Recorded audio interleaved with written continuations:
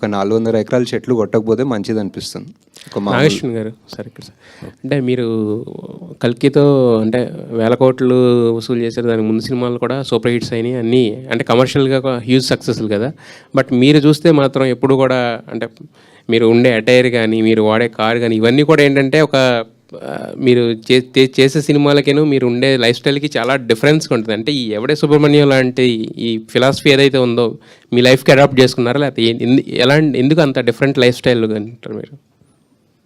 ఏం లేదండి, అంటే some amount of comfort, some amount of laziness అనుకోవచ్చు అంతే.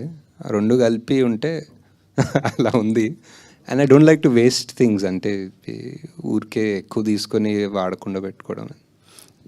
ఇందాక మేకింగ్ వీడియోలో కూడా అక్కడ ప్రియాంక గారు చెప్తున్నారు 3 days అసలు కెమెరానే తీయలేదు మేము అని చెప్పేసి. అంటే ఇలాంటి అంటే డిఫికల్ట్ స్క్రిప్ట్ ఫస్ట్ సినిమాకి రాసుకోవడం అనేది కొంచెం అంటే కొంచెం హార్డ్ జాబ్ కదా. సో అనుకుని రాసుకున్నారా లేదంటే?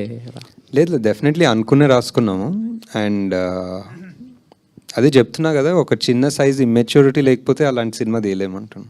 ఇట్ వాజ్ బికాస్ ప్రాక్టికల్గా కూర్చొని అందరూ ఒక ఎంబీఏలు కూర్చొని ఒక ప్లాన్ వేస్తే this won't be possible, especially మేము చేసిన బడ్జెట్కి. సార్ నాగి గారు, ఎస్ సార్, ఈ 10 years చాలా మారాయి.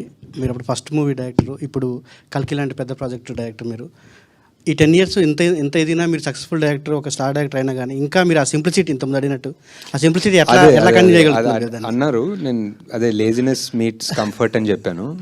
బట్ నెక్స్ట్ టైం నుంచి ఐ థాట్ ఐ వేర్ ఏదో ఒక కళ్ళజోడు వేసుకొని వస్తాను అనుకుంటాను, ఒక షేడ్స్ వేసుకొని వస్తే కొంచెం. అలాగే ఫస్ట్ మూవీలో కృష్ణరాజ్ గారు యాక్ట్ చేశారు.